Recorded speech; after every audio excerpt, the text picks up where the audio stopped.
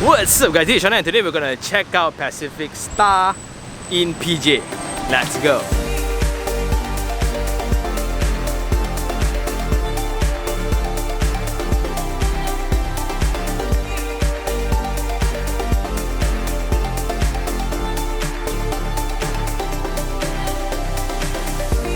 Hey guys, today we are in PJ again and we are right next to Gasket Alley, right opposite Jaya 1. This will be the project that we're going to check out today, specifically the residential portion. Because this is a mixed development that consists of offices, commercial areas, somewhat like a retail, but the commercial portion seems kind of empty lah at the moment.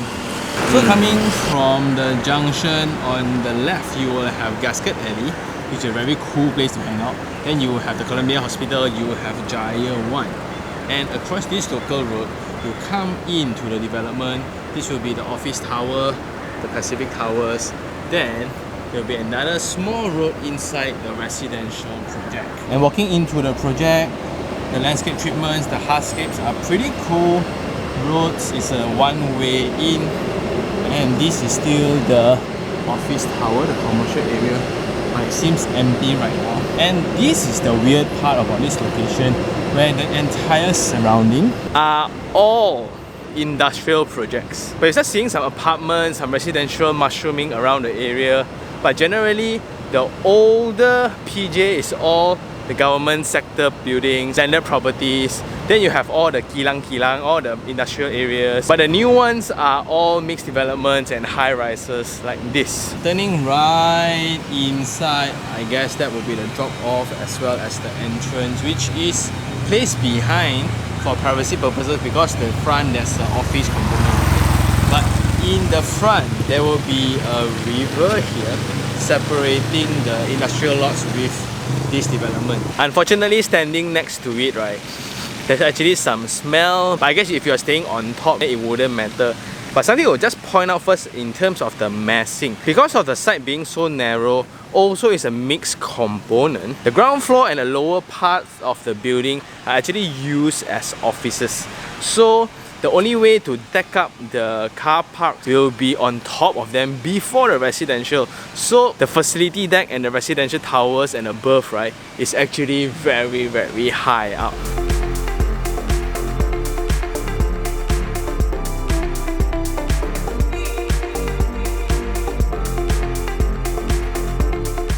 Now we are at the floor plate and there will be 12 units per floor. We are using the core layout system and this is very, very efficient. Technically this will be like open, right? There will be voids, but just that the illustration of this plan is kind of weird. Coming out from the lift, this will be the lift lobby and the width of the lobby is nice. This is around 3.5 meters. This is 2.7 meters. And you can see light here, light source here, as well as inside. So generally, it's pretty bright. And the common corridor width is 2.35 meters.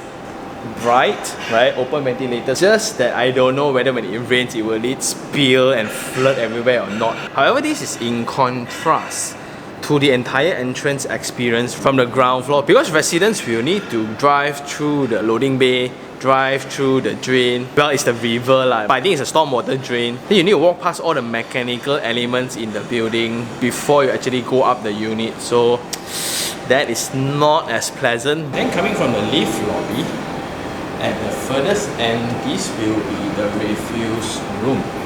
And going in,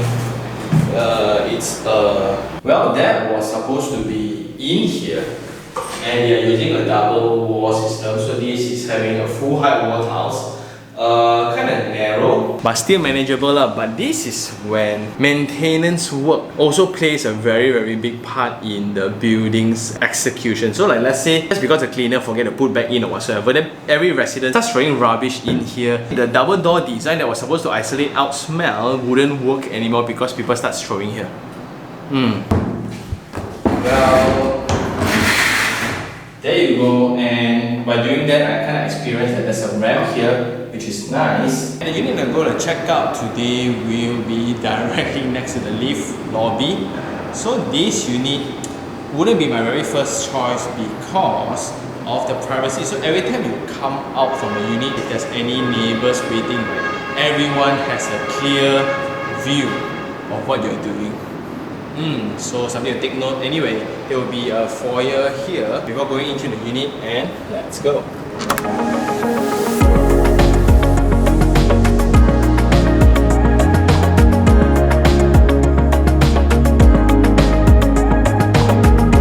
So we are now in the unit E1622 square feet, a 1-bedroom unit. When you come into the bedroom, kitchen at the front, dining, then you have a bathroom here, then you have 1 bedroom and the living attached to the balcony. So coming into the unit, the door width is 1 meter, so the clearance is 920 mm. That's pretty sufficient for a small unit like this. And it's pretty direct. At the front, you will have your dining, living, bedroom, kitchen. So if not mistaken, this actually comes along with the unit itself because these are not done by the makeover guys. So you have higher 3-burner along with the Tika hood, top and bottom cabinets with all the drawers and stuff all comes together with the backsplash. But for backsplash, they just use normal wall tiles lah. Nothing fancy. Then in terms of size, I think for this scale, this kitchen is pretty sufficient. And right next to the basin, then the size is a little bit small. How I wish it's a bigger one, but it's actually facing a window looking into the neighbor. Yeah, I think this is also pretty cool. They actually just slid in the location. They did not forget the location of the fridge.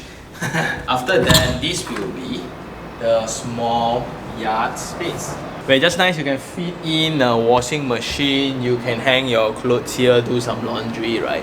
And on the top will be the aircon compressors. Then you'll be facing the internal void. But kind of bright because this side will be the open wing. Then this is something that I come across for the first time. So at the edge, because of the wall tiles termination, so usually there will be the mortar here, which is always ugly. So they kind of add in this surface, which is kind of weird, but I think it's better because if not, you will have irregularities on workmanship like this across the whole door frame. Then next to that, this will be the dining and that will be the living space. The width from wall to wall for this hall here is 2.7 meters. The height is around 2.8-ish, which is okay because it's a 1-bedroom unit. So if you look into Property Guru's website, for a 1-bedroom unit like this, the asking price now is 360,000 and the rental rate for this leasehold property is 2,200 to 2,500 fully furnished a month. So the main difference between a 1-bedroom versus a studio will then be this particular partition, where you can still comfortably host your friends or visitors around this location, right, without having the visibility of your bed. So let's say if one of the partner wants to sleep, they can still go ahead. In fact, for this layout, you can even still add in another partition. But the setback will then be the requirement of this structural element. So imagine if these panels are just removed, then it will be way more open. Yes, I agree, but I personally actually prefer a partition over. If you look into the rental premiums, 1-bedder usually will fetch a higher rent than studio. Well, of course, it still subjects to size and level of finishings and location and etc. But if you have side by side, usually that's the case. Anyway, this is the balcony. And for the entire facade is actually glass, but it's not a sliding door, it's actually a small door at the side where you can access out to the facade. So this is when you can see a mixture of things. You have the local houses that are usually all landed. Then you have all the low-rise factory industrial lots. You have some brand new apartments, so all the high-rises here are rather new. You have hotels. So that's Sheraton Hotel, which is closer to the old town of PJ. Then on this side, then you will have the greens again, and right at the end, well, will be the KL City skyline.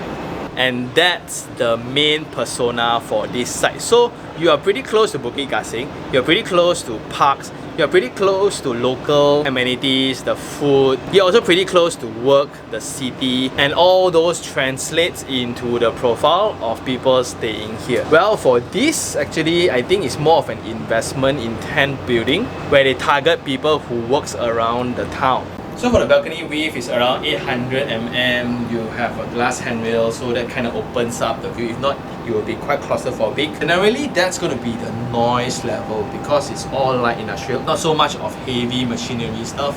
Then another way of doing this layout, right, is to actually remove the TV. Then swing the settee, lean over to the wall, and that opens up this space. Suddenly, right, the experience to walk into the bedroom will be really nice. You will have a king-size bed here, bedside tables, and a wardrobe. And for flooring wise, you will have timber flooring. The rest is all tiles, including the skirting. Then at the edge, what's nice is the windows that can be opened. So that's very cool. And the corner bit here to kind of maximize the view a little bit more. Moving on, this will be the bathroom. Unfortunately, because of the layout, this is not exclusive. There's another access for the guests. So to save space, they just use the sliding door. But what's cool is the furnishing. They are using American standard for basin and WC. You have a separate partition for the WC and the shower area. Windows on top for ventilation, full height wall tiles. Not bad. And I guess that's all for the unit. Generally, is it enough for a couple? Yes. With a kid pushing it already.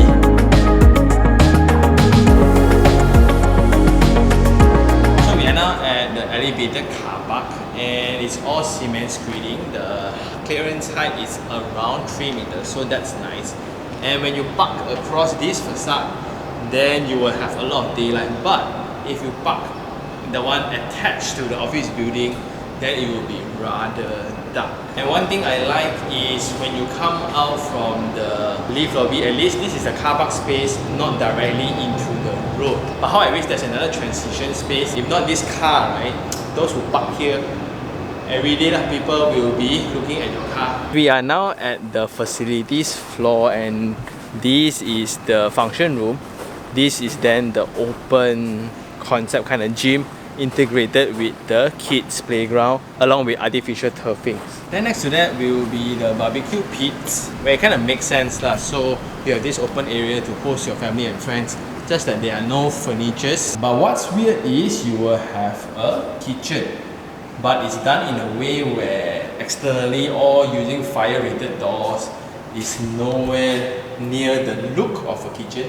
Plus, the entire interior layout of the thing is also not like a kitchen like. So the only thing that makes it a kitchen is the label. Then you will have 2 units of shops here, right? But seems empty still. And there will be a stairways over to the swimming pool.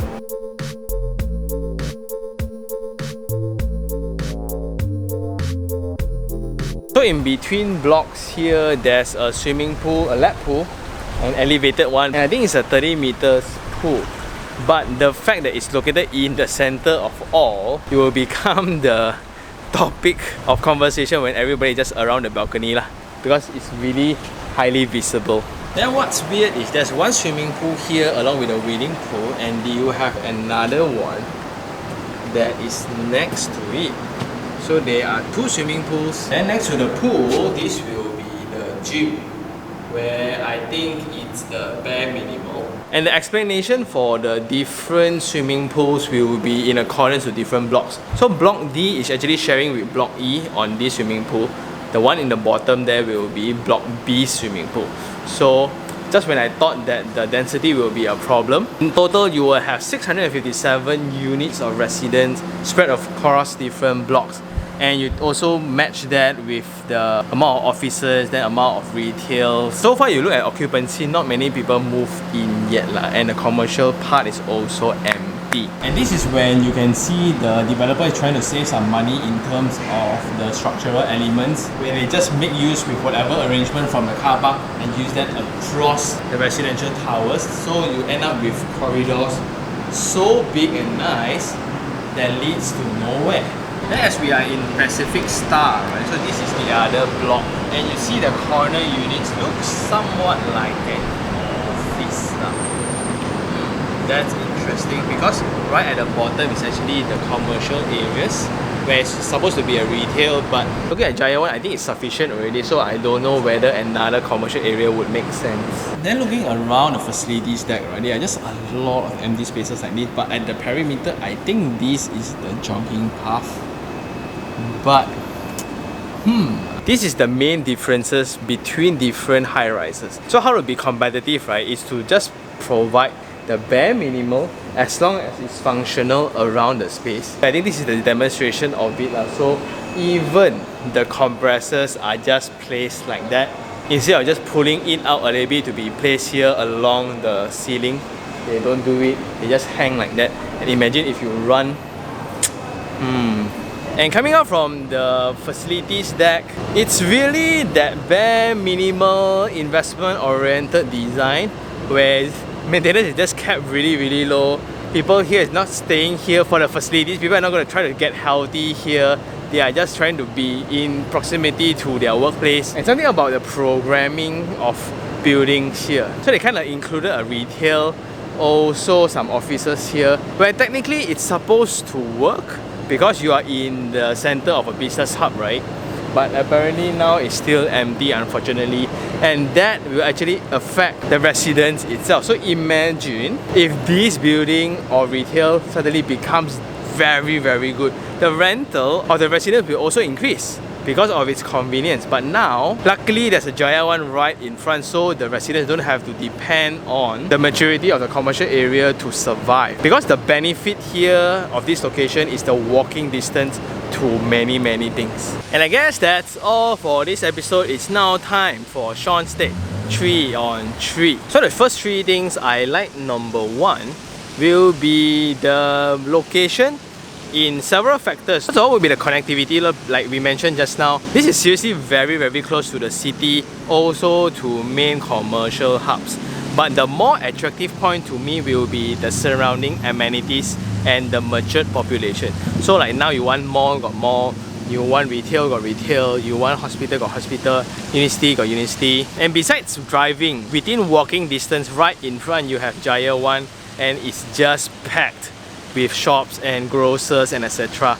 So it's really convenient. Unfortunately, that also is part of the bad side that I don't really like, which is the micro elements around the site. We have a lot of factories. Thank goodness they are not like chemical oriented or oil and gas based, so those are more light industrial around the area. So you don't have fumes, you don't have smells and stuff like that. The congestion around the area is real, like it's happening right now, right in front of this junction, right? The roads around this area are just, they are basically old roads, so the amount of infrastructure was limited. So moving around can be a hassle, especially during weekends when everybody tries to come into PJ for their lifestyle elements. The second thing that I like will be the architectural program. There is a retail, there's a commercial area, there are offices, so there are residents on top.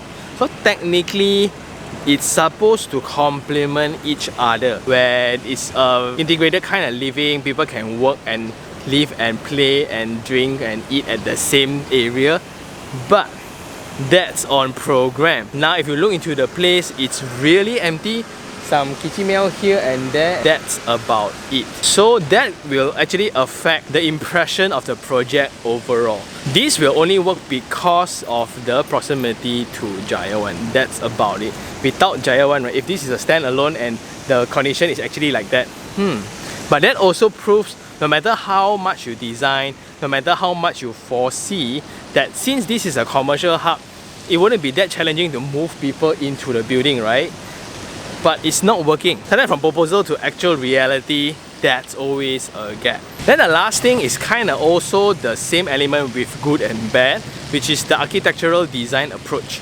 So if you look at it, the mixed development, okay, and it's very sensible to put a commercial area having frontage, the residential having privacy at the back. But the execution of the entire experience of the entrance is very unpleasant. You need to drive through all the services areas, not as nice. Then for the drain, technically the smell is not supposed to be there, but actually there's a smell. But if you're not walking around, right, I don't think it's going to be any problem lah. But then when you move upstairs, the floor layout is actually kind of nice. The one bedroom layout is very nice, where the detailings are done really well. So you look into the flush of the top of the cabinet, it's really nicely done. The connection to the basin is also nicely done. They give full height wall tiles all the way to the top for the kitchen, and the specification of materials for the toilet is also really good. But when you come to the facility deck, then it's kinda borderline miserable, but it's with intent. So if you look at it as an investment product, it makes sense. Like, people here who rent here are not going to be paying based on how beautiful the swimming pool is. As long as there's a swimming pool, there's a gym to jog around, that's about it, right? Most likely they are not going to use the gym here, they're going to come to the commercial area on Jaya 1 to use the gym instead. So they kept it real minimal. Like, there are just a lot of empty spaces that are tiled up, so maintenance is minimal. You have some cleaners to just mop, and you have a jogging path that's technically just a corridor for hot air to be blown out. Yeah, so this is a great study between projects. Whenever we see a project with amazing facilities, the main problem will be maintenance. But when we don't want to pay maintenance, the other extreme will be things like this. It's not wrong or right, it's just a matter of preference, which direction. Like for this one, let's say the selling price is 360,000, and if this unit were to rent out at 2002 to 2005, right, it's still a workable investment. And as long as that happens, it justifies everything, right? And I guess that's all for this episode. If you really like this episode, like it, share, and even subscribe for more information like this. Until next time, this is Sean Tan. Ciao.